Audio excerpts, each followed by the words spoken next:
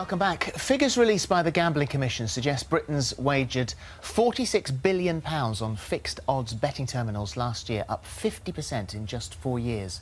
The machines, which are commonplace in the UK betting shops, have been dubbed the crack cocaine of gambling by critics. And one man who knows too well the devastating effects is Simon Perfitt. Over the course of 10 years, he squandered £200,000 and lots more money too. With Simon is Liz Karter. She's an addiction therapist with over a decade's experience in gambling addictions. And welcome both of you. Welcome. Thank you very much indeed. It's very brave for you to come in today and talk about this. Yeah. So thank you. You say you're actually quite a late starter to gambling. Yes, I was. Got to my late 40s without ever doing any form of gambling. So I why? didn't even do the lottery. Where did it come from? It came out of the blue, really. I was working away on a project. Probably had too much free time. Yeah. You said that in the past you hadn't shown any addictive tendencies. No. Didn't appear to be in your nature. No. I don't think it was. And so, with that, you know, being in the right place at the wrong time, I suppose, the wrong place at the wrong time, you started with these fixed odds betting terminals. Yeah. Can you explain what that is? Because it's not just a straightforward slot machine. No, it's a terminal, and it's like a casino in a machine, I guess. So it's roulette. So you can play casino games, roulette, blackjack, but I think the most commonly played one is roulette. And you know the odds before you go in, so yes, it's a fix. So if you're playing roulette, it's 35 to 1. And also the biggest difference, and this probably is where the biggest problem comes, is that you can bet up to £100 in one go. Yeah, and you can do that every 20 seconds. So. Gosh. So going from someone who has never really gambled before. To someone who, in the introduction, we explained how bad this got. How quickly did it happen? Very, very quickly. I think I realised that I had a problem within a couple of months. And what was it that hooked you in?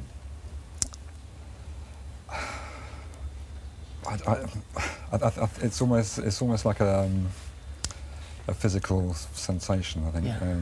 Well, we've heard this before. Yeah. People talk about this kind of this feeling, almost like a buzz, like a high that you get when you win. Yeah. And actually, you said that by the time that it really took hold, it actually wasn't about winning at all. It wasn't. No. It was just about playing the machine. Yeah. And almost blocking out everything. Didn't really matter whether I won or lost. No. You were very open about it, weren't you? You discussed the fact that you knew that you were doing this too much. I didn't hide the fact that I was gambling, but I probably hid the extent of it. Yeah. Yeah. Well, I did hide the extent of it. Yeah. Did you think about seeking help at that stage? I did, and I went to GA, which is Gamblers Anonymous, but I just used that as an excuse to get out of the house and I used to gamble going there and gamble coming back. Well, it cost you everything. It cost you relationships. It cost you your job because you were spending more and more time playing on the machine and then being late for work and couldn't do the job properly. And I suppose you've got a redundancy, didn't you? So about £35,000 redundancy. And you're in an even worse situation then because you've got all the day free. You haven't got to be anywhere. And you've got this money that you've just been given. Yeah. And I assume that you think, maybe I could use this to win back everything that I've lost. There is an element of chasing what you've lost, but I think I realised that by that stage I was never going to win anything back. At its worst, how much were you putting in? I can remember losing a couple of £1,000s in a lunch hour. Really? Yeah. And this took a toll on not only on you emotionally but physically. People were noticing. I mean, you didn't have money to food. You were living pretty much hand to mouth. You didn't have anywhere to live. I was, yeah. Staying on friends' floors. Yeah. You took a job purely just to pay for the addiction. That's right. You'd spend it all in the first week and then sort of live the next few weeks sort of not really eating properly. No, it affects everything. Yeah, it affects your physical health, your mental health, your relationships with people. So much so that you did consider ending it all at one point. That did seem an option, yeah, at one time, yeah. Well, thankfully that wasn't the route that you were to take. You did find help in the Gordon Moody Association, and this is residential care. It is, yeah. So how did it work for you? Why did it work for you when others had failed? I think because it took me out of the environment, it gave me a chance to think about what I'd done, and to gradually change the way that I thought. But your thinking becomes distorted, really. You disconnect yourself from everything, and all you can think about is gambling. Yeah. Well, you hand over your life pretty much then, don't you? I mean, they take away your credit cards, they take away any form that you could get out. You're not allowed out on your own. To start with, yeah. To start with. And I think, for me, that was the only way that... Yeah. Well, you've been 2 years, haven't you? 2 years without gambling. Yeah, I have now, yeah. Couple of slips early on, but now you're on the track, the right track. Well done. This is a story you must have heard so many times. It's a very familiar story, Philip. I mean, I admire you hugely, Simon, for having the courage to come on and to describe what happened to you, and I think it will inspire other people to come forward. When I think about the FOBTs, if I were to say that they are the sole source of addiction problems for those who do develop them, then I would be contradicting the findings of my practice to an extent, which are that gambling addiction tends to be a social problem and a mental health problem. I think it makes sense if we think modern-day society causes a lot of problems. I see lots of people, for example, who have stress, depression and anxiety, and they use gambling addiction as a form of self-medication. So they're using the absorption in certain forms of gambling to escape from their problems, or indeed the high. When it does come to FOBTs, however, significant amount of people who do come forward for treatment, when we explore, as I do, their personal histories or their here and now lives, it does seem to be the case that there is no underlying cause and that they have literally got hooked into the highs that these machines give, and then got quickly hooked into the subsequent cycle of loss chasing. And also the fact that you can lose such a considerable amount of money very, very quickly.